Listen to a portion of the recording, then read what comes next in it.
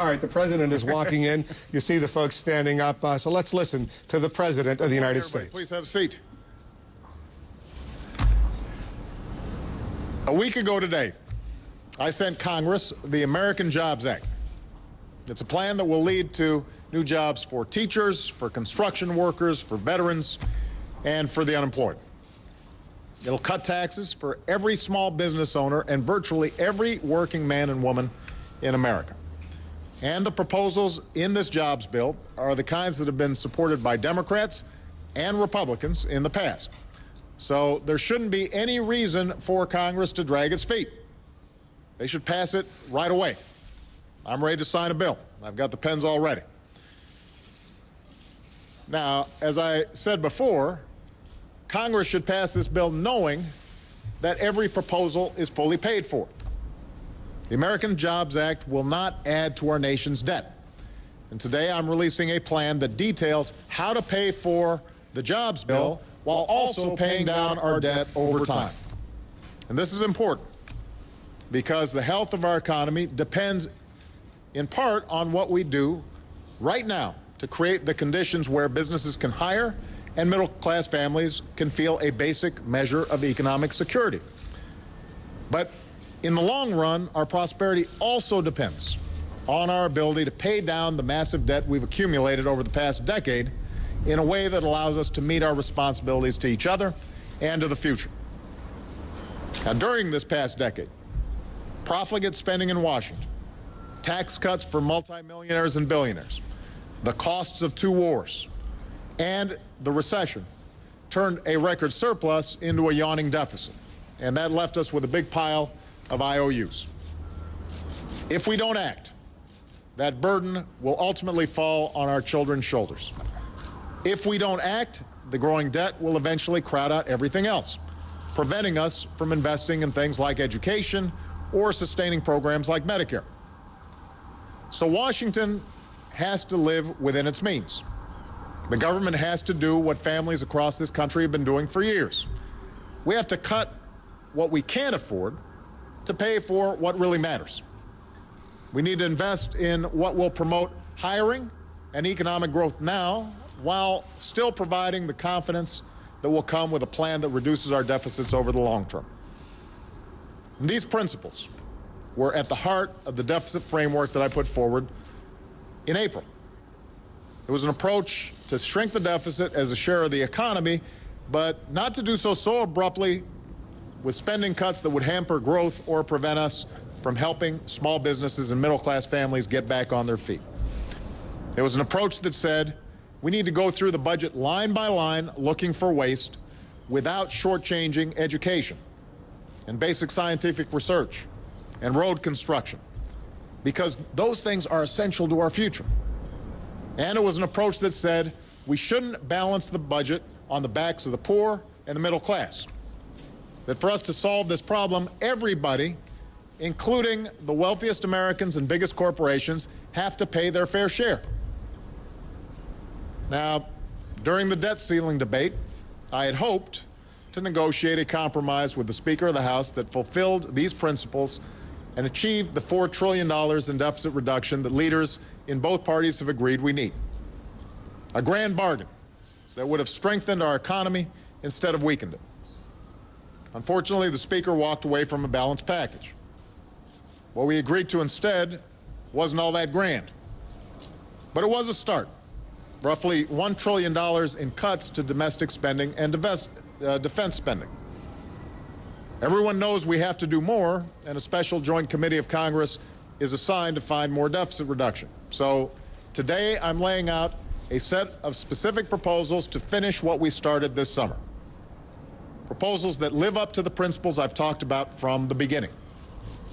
It's a plan that reduces our debt by more than $4 trillion and achieves these savings in a way that is fair, by asking everybody to do their part so that no one has to bear too much of the burden on their own. All told, this plan cuts $2 in spending for every dollar in new revenues. In addition to the $1 trillion in spending that we've already cut from the budget, our plan makes additional spending cuts that need to happen if we're to solve this problem. We reform agricultural subsidies, subsidies that a lot of times pay large farms for crops that they don't grow. We make modest adjustments to federal retirement programs. We reduce by tens of billions of dollars the tax money that goes to Fannie Mae and Freddie Mac. We also asked the largest financial firms, companies saved by tax dollars during the financial crisis, to repay the American people for every dime that we spent. And we save an additional $1 trillion as we end the wars in Iraq and Afghanistan. These savings are not only counted as part of our plan, but as part of the budget plan that nearly every Republican on the House voted for. Finally, this plan includes structural reforms to reduce the cost of health care in programs like Medicare and Medicaid. Keep in mind, we've already included a number of reforms in the health care law, which will go a long way towards controlling these costs, but we're going to have to do a little more. This plan reduces wasteful subsidies and erroneous payments while changing some incentives that often lead to excessive health care costs. It makes prescriptions more affordable through faster approval of generic drugs. We'll work with governors to make Medicaid more efficient and more accountable, and we'll change the way we pay for health care. Instead of just paying for procedures, providers will be paid more when they improve results. And such steps will save money and improve care. These changes are phased in slowly to strengthen Medicare and Medicaid over time. Because while we do need to reduce health care costs, I'm not going to allow that to be an excuse for turning Medicare into a voucher program that leaves seniors at the mercy of the insurance industry.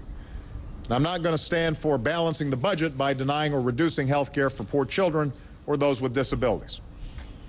So we will reform Medicare and Medicaid, but we will not abandon the fundamental commitment that this country has kept for generations. And by the way, that includes our commitment to Social Security. I've said before, Social Security is not the primary cause of our deficits, but it does face long-term challenges as our country grows older, and both parties are going to need to work together on a separate track to strengthen Social Security for our children and our grandchildren. So, this is how we can reduce spending: by scouring the budget for every dime of waste and inefficiency, by reforming government spending, and by making modest adjustments to Medicare and Medicaid.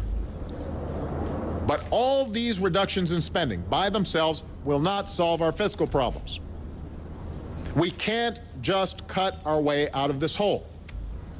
It's going to take a balanced approach. If we're going to make spending cuts, many of which we wouldn't make if we weren't facing such large budget deficits, then it's only right that we ask everyone to pay their fair share.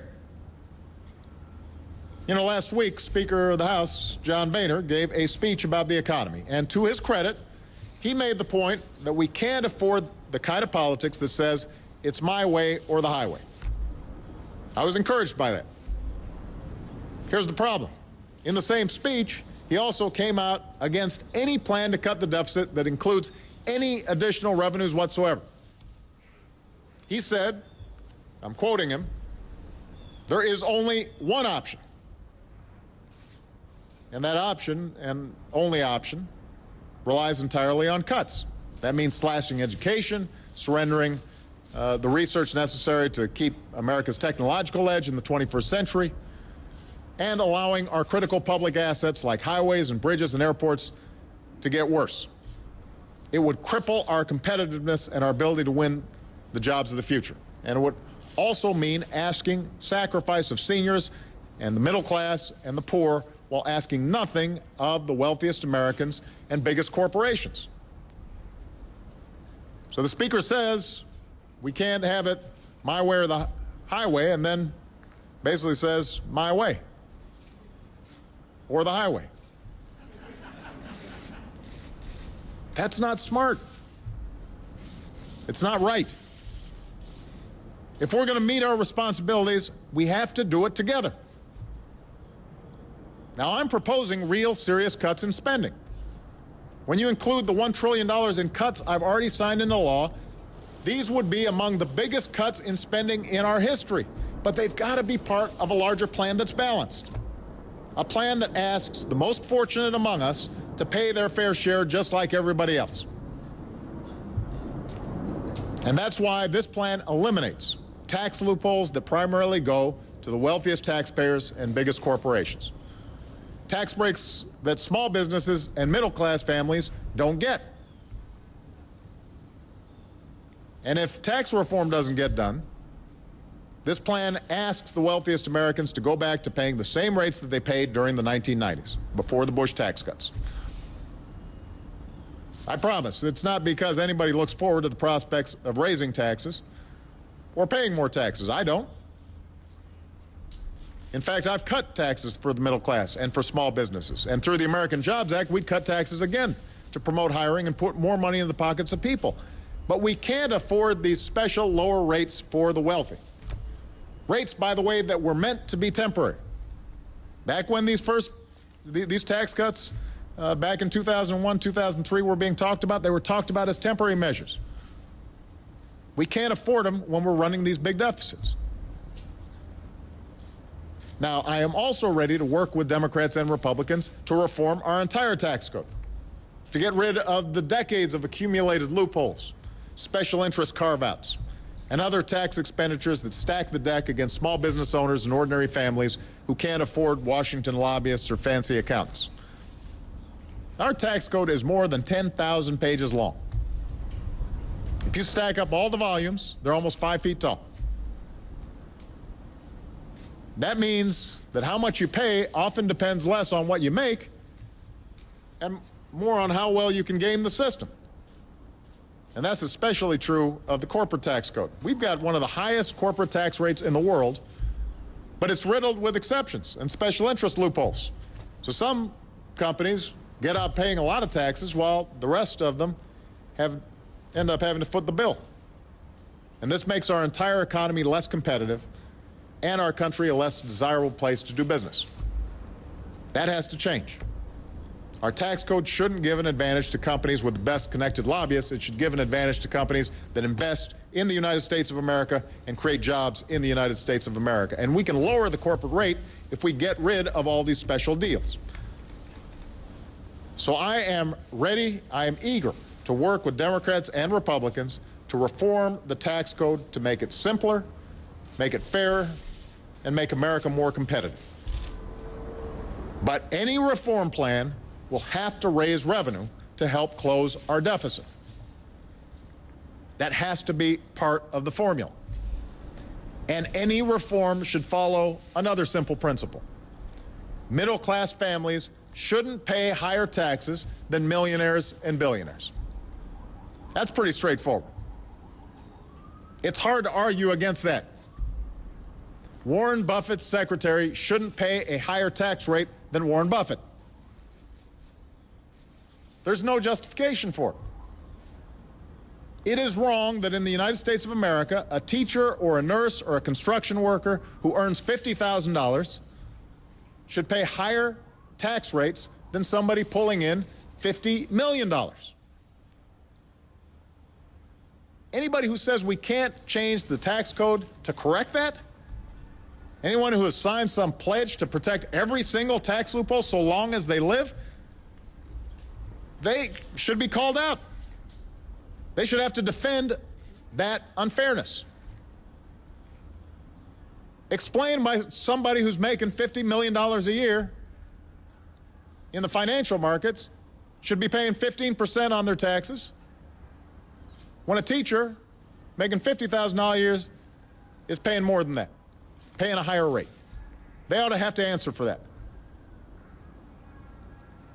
And if they're pledged to keep that kind of unfairness in place, they should remember the last time I checked, the only pledge that really matters is the pledge we take to uphold the Constitution.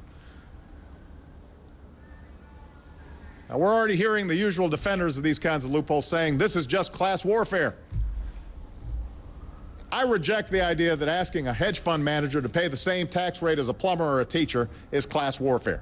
I think it's just the right thing to do. I believe the American middle class, who've been pressured relentlessly for decades, believe it's time that they were fought for as hard as the lobbyists and some lawmakers have fought to protect special treatment for billionaires and big corporations. Nobody wants to punish success in America. What's great about this country is our belief that anyone can make it and everybody should be able to try. The idea that any one of us can open a business or have an idea and make us millionaires or billionaires. This is the land of opportunity. That's great. All I'm saying is that those who have done well, including me, should pay our fair share in taxes to contribute to the nation that made our success possible. We shouldn't get a better deal than ordinary families get. And I think most wealthy Americans would agree if they knew this would help us grow the economy and deal with the debt that threatens our future. It comes down to this. We have to prioritize. Both parties agree that we need to reduce the deficit by the same amount, by $4 trillion. So what choices are we going to make to reach that goal? Either we ask the wealthiest Americans to pay their fair share in taxes, or we're going to have to ask seniors to pay more for Medicare. We can't afford to do both.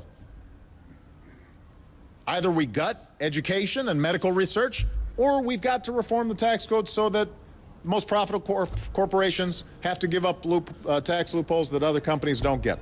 We can't afford to do both. This is not class warfare. It's math.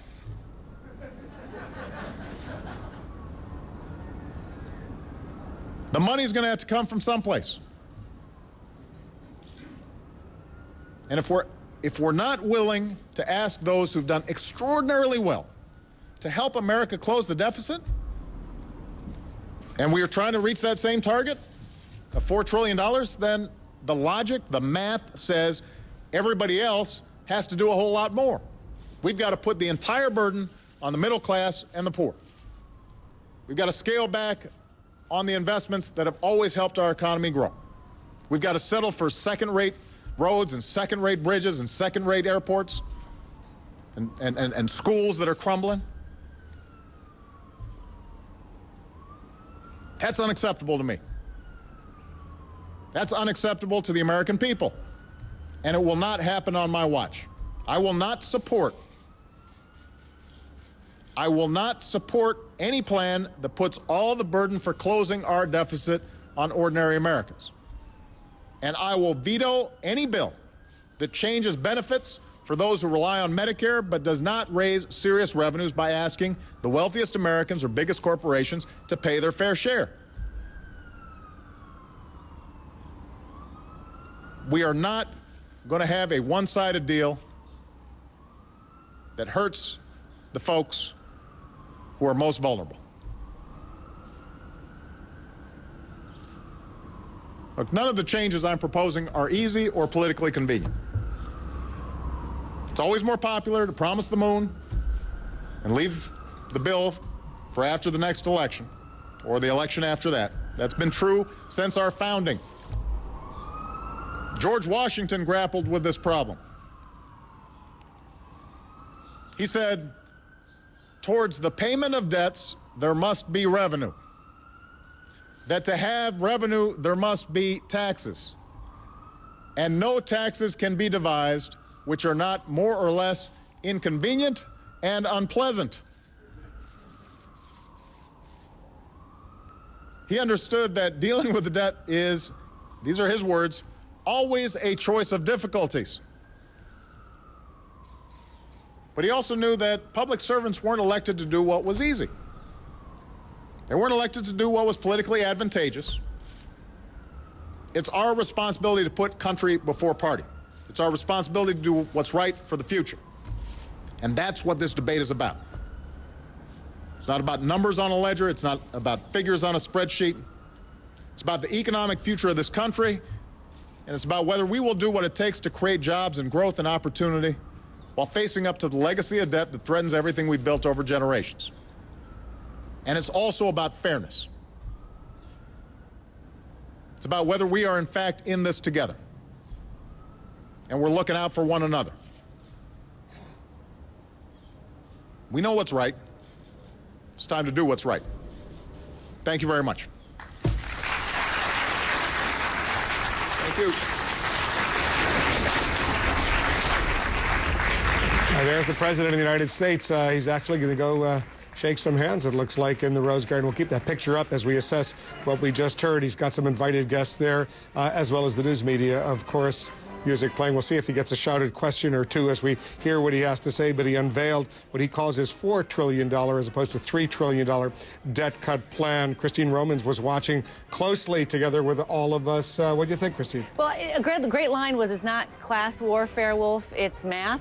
And one of the things is that Republicans will say, okay, here's some math for you. 95% of all taxpayers, their tax bills are equal to the top 1%. When you think of that, the top 1% pays 95% of all of the income coming into the government. And they'll also point out that 45% of taxpayers pay nothing, and in fact, in many cases, get money back from the tax code every year. So the fact is, the tax code is an absolute utter mess. It's not as simple as some would like to make it out to be, and it does need reform. But it doesn't sound like there's a lot of political unity. And Gloria's better on this than I am. A lot of political unity for real tax reform at this stage, and that's what I think. A lot of talking right now. Gloria is with us. Gloria Borger. Gloria, as we see the president going back, he'll walk up the stairs and go back into the Oval Office, get on with some other activities today. I had a chance. I met with Steve Forbes last night. For years he's been talking about a flat tax